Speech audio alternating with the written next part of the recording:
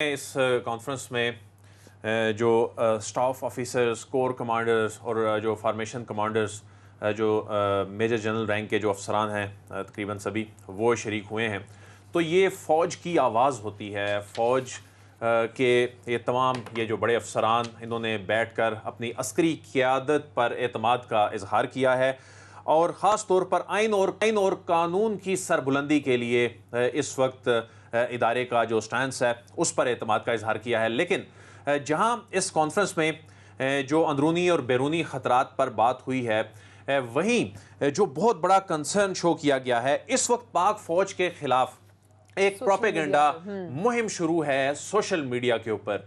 इस वक्त का एक तो सियासी जो माहौल बना है, इस सियासी माहौल की आड़ में कुछ अनासर जो हैं वो रियासती इदारों को टारगेट कर रहे हैं। इसमें बहुत ज़्यादा तशवीश का इजहार किया गया है और इसमें ये कहा गया है कि ये जो प्रोपेगेंडा किया जा रहा है कुछ अनासर की जानिब से, ये इदारे और लोगों के दरमियान, अवाम के दरमियान जो असल स्ट्रेंथ है, फौज की असल स्ट्रेंथ क्या है, पाकिस्तानी अवाम है और इनका एक मोहब्बत का रिश्ता है पाकिस्तानी अवाम के साथ। तो उसके दरमियान एक खलीज पैदा करने की जो कोशिश की जा रही है, इस पे ना सिर्फ शदीद तशवीश का इजहार किया गया है बल्कि इस अज़्म का भी इजहार किया गया है कि ये जो लोग इस प्रोपेगेंडा मुहिम में जो शामिल हैं उन तक पहुंच भी बल्कि चुके हैं और इन पर काबू पाया जाएगा और किसी सूरत भी ये इजाज़त नहीं दी जा सकती जो इस वक्त किया जा रहा है। इदारों और अवाम के दरमियान तफरीक और खलीज पैदा की जा रही है। इसमें यह कहा गया है, आर्मी चीफ ने कहा है कि पाक फ़ौज अपनी जिम्मेदारियों से आगाह है। पाक फ़ौज हर तरह के हालात में तमाम अंदरूनी और बैरूनी ख़तरात में पाकिस्तान का दिफा करेगी और इसमें यह कहा गया है बड़े वाज़ेह अंदाज में कि जो भी हो जाए पाक फ़ौज कौमी सलामती पर कभी कंप्रोमाइज़ नहीं करेगी। और इसमें आर्मी चीफ ने फॉर्मेशन के जो उभरते हुए जो चैलेंजेस हैं उनसे निमटने के मैकेनिज्म को भी सराहा है और इसमें दिफाए पाकिस्तान के साथ साथ इसमें यह भी कहा गया है कि पाक फ़ौज हमेशा रियासती इदारों के लिए खड़ी हुई है और जो रियासती इदारों का जो तहफ़्फ़ुज़ है उसके हवाले से भी अज़्म का इजहार किया गया है। ठीक है, लेकिन ये नई हुकूमत बनने के बाद इस तरह से फॉर्मेशन कमांड काउंसिल होना आप क्या समझते हैं, कितना इम्पोर्टेंट है? और इस वक्त जो एक प्रोपेगेंडा चल रहा है सोशल मीडिया पर, हम बहुत ज़्यादा देख रहे हैं, चीज़ों को बहुत डाउन करने की कोशिश की जा रही है। सो इस हवाले से इस कॉन्फ्रेंस का क्या मैसेज जाएगा? देखें, इसमें इसलिए ये सबसे जो इम्पोर्टेंट बात नज़र आई, वैसे तो इस कॉन्फ्रेंस में रूटीन के तहत अंदरूनी और बैरूनी चैलेंजेस के हवाले से और जो फॉर्मेशन के जो उभरते हुए चैलेंजेस होते हैं इसको देखा जाता है, इस पर गौर किया जाता है। लेकिन इस मरतबा ये जो प्रोपेगेंडा किया जा रहा है, इस वक्त जो हमारी फ़ौज है ये कई महाजों पे लड़ रही है और हमारा दुश्मन जो है हर वक्त इस ताक में होता है कि किस तरह अंदरूनी जो सूरत हाल होती है इसको एक्सप्लॉयट करके किसी ना किसी तरीके से वो फ़ौज को टारगेट करे, अवाम में और इनमें खलीज पैदा करे। इस वक्त जो सूरत हाल है, आप ये देखें कि जो सियासी सूरत हाल की अगर हम बात करें तो सियासी सूरत हाल में अब की जो अपोजिशन जमात है वो अपनी फौज के साथ खड़ी है। उन्होंने ऐलान किया है, क़ियादत ने ऐलान किया है और बारहा कहा है, उन्होंने अपने कारकुनों को समझाया है। लेकिन हो ये रहा है कि इसमें बहुत से अकाउंट्स जो बैरून मुल्क से ऑपरेट हो रहे हैं, कुछ वो लोग जो अंदरूनी अनासर भी हमेशा से होते हैं, जो उनके अलायकार होते हैं, तो वो कुछ जलती पर तेल का काम और लोगों को उभारने के लिए इस तरह के काम करते हैं और इसके पीछे यकीनन फंडिंग होती है। इसके फंडिंग के बगैर ऐसा नहीं होता। तो मैं समझता हूं बैरूनी साजिश होती है। ये बैरूनी साजिश होती है और इसमें हमारे जो लोग हैं, मैं समझता हूं हमारी सियासी क़ियादत के जो लोग हैं, तमाम की तमाम सियासी जमातें इस वक्त जितनी भी हैं, इवन जो पार्लिमान में हैं, पार्लिमान से बाहर, अगरचे आप पाकिस्तान तहरीक इंसाफ जिसने रिजाइन भी कर दिया, तमाम की तमाम सियासी जमातें ये कहती हैं हम अपनी फ़ौज के साथ खड़ी हैं, अपने कारकुनों को भी ये कह रही हैं। और लेकिन जो कुछ अनासर ऐसे हैं जो मौजूदा पॉलिटिकल सिचुएशन का फ़ायदा लेते हुए इस तरह से कर रहे हैं, ये इदारे इनको बहुत जल्द नाकाम बनाने जा रहे हैं, उन तक सुराग लगा लिया गया है और इस मामले पे तो क्या बाकी इदारों के साथ मिलकर इस तमाम प्रोपेगेंडे को रिजॉल्व किया जाएगा आदिल? जी, जाहिर है इसमें सिर्फ फौज ने खुद तो नहीं इसमें कोई किरदार अदा करना होता ना, उसमें तमाम सिविल अस्करी इदारों को मिल के काम करना होता है। इसमें बेसिकली तो ये डोमेन FIA की डोमेन है और इसमें जो PTA भी आ जाता है, इसमें फिर वजारत इंफॉर्मेशन टेक्नोलॉजी, ये तमाम चीज़ों ने मिलकर चलना होता है, मुल्क के लिए काम करना है बुनियादी तौर पर तो। लेकिन असल बात यह है कि पाकिस्तानी अवाम वो भी जो इस वक्त ये जो फॉर्मेशन कमांडर्स की जो प्रेस रिलीज आने के बाद, मीडिया पर आने के बाद, तो पाकिस्तानी अवाम भी सोशल मीडिया पर ये देखा जा रहा है कि वो अपनी फौज के साथ खड़े होने का आज़म का इजहार कर रही है। ठीक है, लेकिन इसके साथ साथ ही एक तरफ तो जहां पर ये एक्टिविटी चल रही है अदील, वहीं पर शहबाज शरीफ साहब भी मुतहर्रिक हो चुके हैं।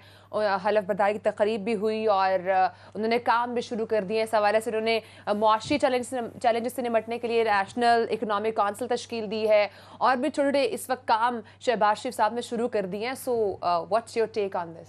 देखें, इकोनॉमी पे तो हम आगे डॉक्टर इशफाक साहब से बात करने जा रहे हैं। इस वक्त सबसे बड़ा चैलेंज जो है वो हुकूमत के लिए, वो ज़ाहिर है मुआशी चैलेंज है। और हुकूमत एक ऐसे वक्त में शहबाज शरीफ साहब को मिली है जब वैसे ही मामला इलेक्शन फेज़ में जा रहा है। ये इतना आसान नहीं होगा इनके लिए, क्योंकि अब आप ये भी नहीं कह सकते कि आप जी माजी की हुकूमत पे डाल दें।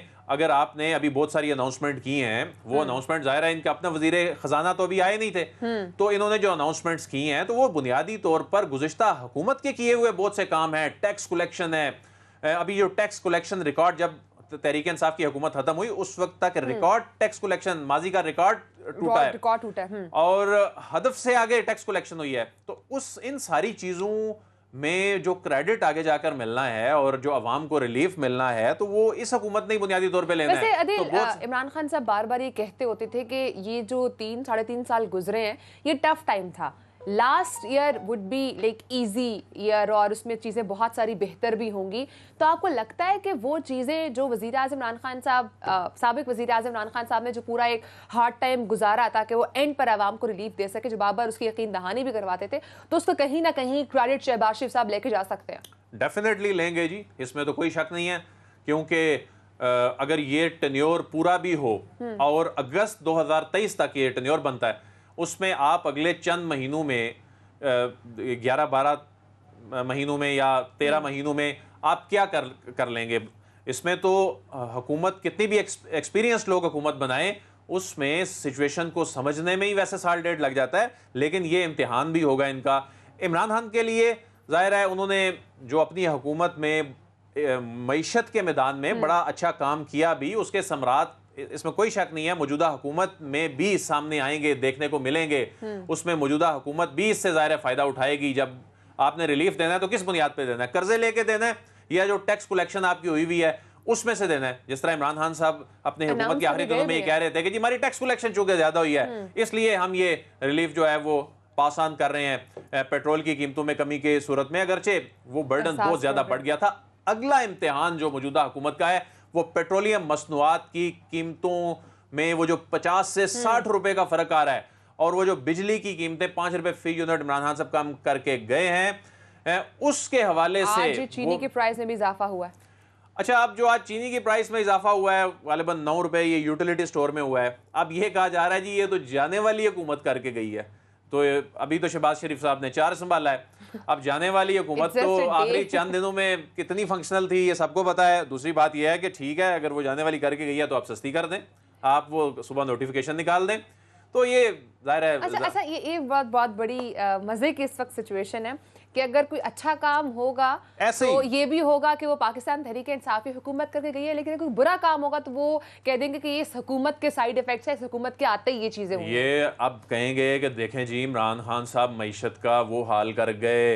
इमरान खान साहब ये अभी कहेंगे, शहबाज शरीफ साहब की गवर्नमेंट कहेगी देखें जी वो तो इतने कर्जे ले गए, ये भी कहेंगे, क्योंकि इन्होंने आज इंडिकेशन दी है इनकी जो लोग गवर्नमेंट का हिस्सा बनने जा रहे हैं कि IMF से तो आप जान नहीं छुड़ा सकते, IMF के पास तो जाना ही जाना है। और उसमें कहा जाएगा जी ये, हालांकि इमरान खान साहब कहा करते थे कि जी पिछली हुकूमतों की वजह से हमें जाना पड़ा, उन्होंने प्रोग्राम्स लिए, उन्होंने इतने कर्जे लिए, वो कर्जे उतारने के लिए। तो ये तो इल्ज़ाम तराशी चलती रहेगी इलेक्शन तक। लेकिन इमरान खान साहब के लिए एक काम आसान हो गया है कि एक ऐसे वक्त में वो हुकूमत से गए हैं कि अपनी बहुत सारी नाकामियां वो इनके सर डालेंगे। वो बोलेंगे जी अब तो हम आपको रिलीफ देने जा रहे थे, देखें जी हमने सेहत कार्ड जो है वो पूरे मुल्क में इंप्लीमेंट कर दिया था, हमने पेट्रोलियम मसनूआत, अगरचे वो अनरियलिस्टिक था, पेट्रोलियम मसनूआत की कीमतों में वो जो कमी उस वक्त कमी की गई थी, वो कहाँ से पूरी होनी है? अभी यकीनन प्राइसेस बढ़ रही हैं। वो दुनिया भर में जो प्राइसेस उसके बाद बढ़ी हैं, तो वो अब देखें ना, ये मामला तो पॉलिटिकल था ना।